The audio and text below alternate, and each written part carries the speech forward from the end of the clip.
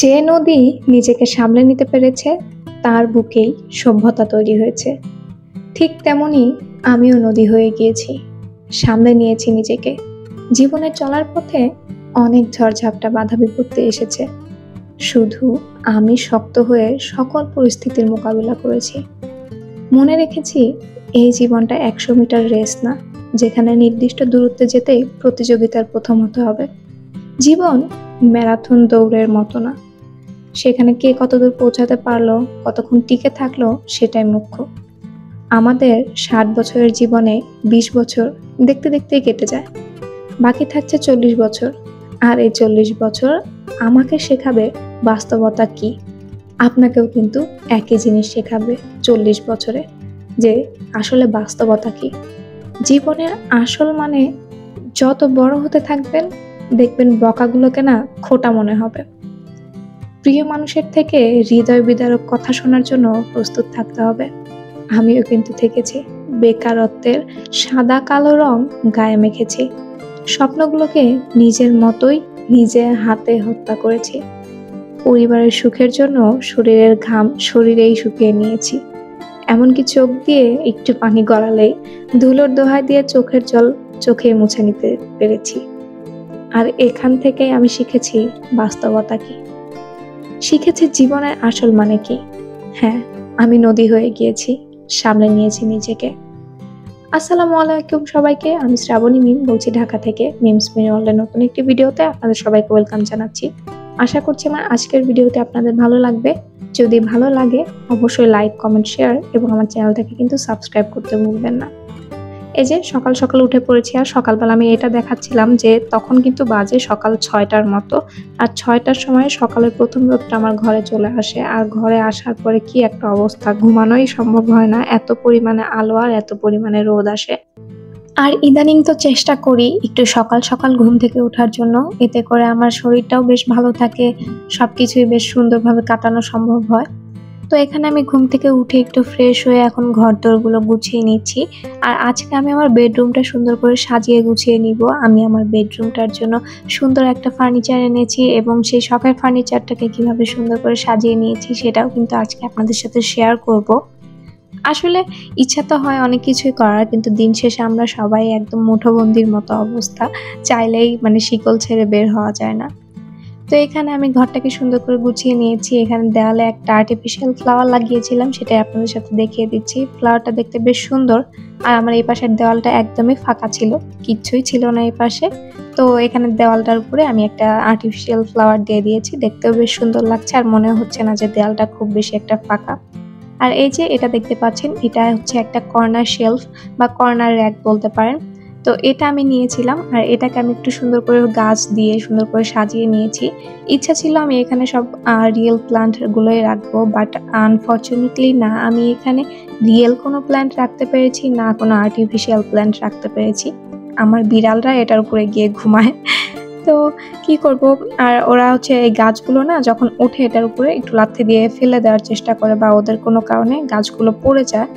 তো এরপর আমার আর এখানে কিছুই রাখা হয়নি, আর এখন শুধু আপনারা ভিডিওতেই দেখতে পাচ্ছেন। এরপরে এটা পুরাটাই ফাঁকা ছিল এবং এখনো পর্যন্ত আছে, কারণ এই যে দেখেন গাছগুলোকে ওরা কিভাবে এখানে এসে টানাটানি করে। আর এই টানাটানির ফলে কিন্তু আমার এইখানে ধরেন আমি 5 থেকে 7 মিনিটের জন্য এই গাছগুলো এখানে আমি রেখেছিলাম। তো এই 7 মিনিটের মধ্যে আমার গাছের অর্ধেক পাতা ওদের খাওয়া শেষ হয়ে গিয়েছে। বুঝতেই পারছেন কি অবস্থা যদি আমি এখানে ফুল টাইমের জন্য কোনো গাছ এখানে রাখি। তো যেহেতু গাছগুলো জীবিত, আমি আর চাচ্ছিলাম না যে এই গাছগুলোকে একটু কষ্ট দিই বা নষ্ট হয়ে যাক। তো সেই কারণেই আসলে পরে এখান থেকে আবার সরিয়ে রেখেছিলাম। বাট যখন আমি এই শেলফটা সাজিয়েছিলাম গাছ দিয়ে, এত সুন্দর দেখা যাচ্ছিল। যদিও পুরাটা আমি গাছ দিয়ে সাজাতে পারিনি, অল্প কয়েকটা গাছ ছিল আমার, সেই গাছগুলো দিয়েই কোনো রকমে সাজিয়ে নিয়েছিলাম। বাট তারপরও দেখতে তখনই খুব সুন্দর লাগছিল। যদি আরও গাছ থাকতো তাহলে হয়তো আরও সুন্দর করে সাজানো যেত। তো কি আর করার, এই বিড়ালগুলোর জন্য তো আর সেটা পারিনি। তো যাই হোক, সেটা কোনো ব্যাপার না। ওরা যেহেতু ওখানে থাকে আমার কাছেও বেশ ভালো লাগে, একটা শোপিসের মতো কাজ হয় ওখানে।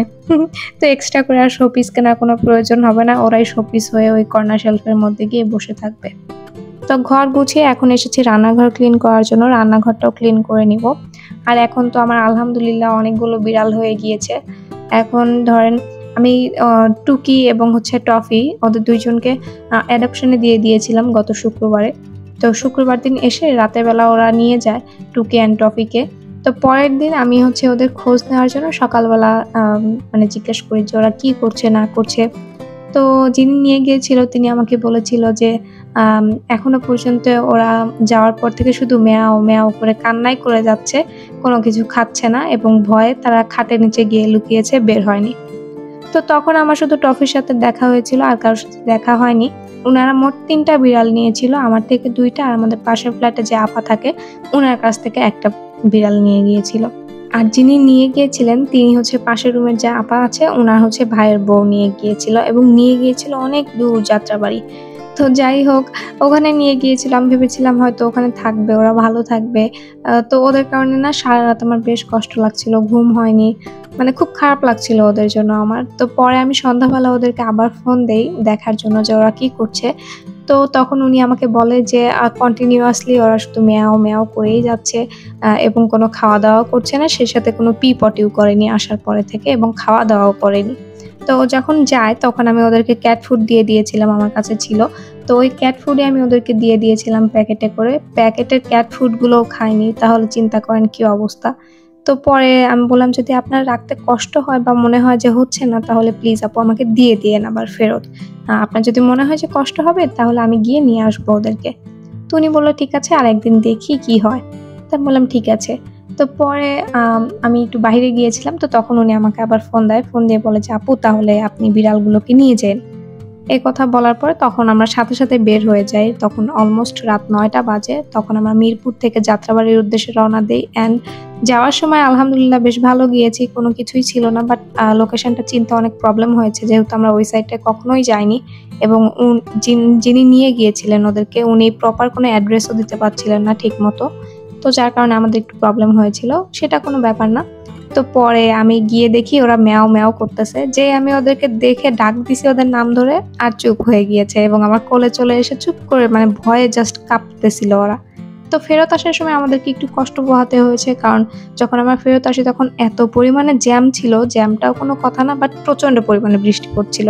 তো যার কারণে বৃষ্টিতে আমরা একটু ভিজেও গিয়েছি, বাট ওদেরকে ভিজতে দেইনি, সুন্দর করে আমি ঢুকিয়ে নিয়ে এসেছি। তো কি আর করার, ওনারা অ্যাডপশনে গিয়েও থাকতে পারেনি। তো এখন থেকে ওনারা আমার সাথে থাকবে আর আমি আর ওদেরকে অন্য কারো কাছে দিবও না। তো যাই হোক, এটাই ছিল আমার আজকের ভিডিও। আশা রাখবো আমার আজকের ভিডিওটা আপনাদের ভালো লাগবে। যদি ভালো লাগে অবশ্যই লাইক, কমেন্ট, শেয়ার এবং আমার চ্যানেলটাকে সাবস্ক্রাইব করতে ভুলবেন না। দেখা হবে নতুন কোনো ভিডিওতে। টিল দেন, আসসালামু আলাইকুম সবাইকে।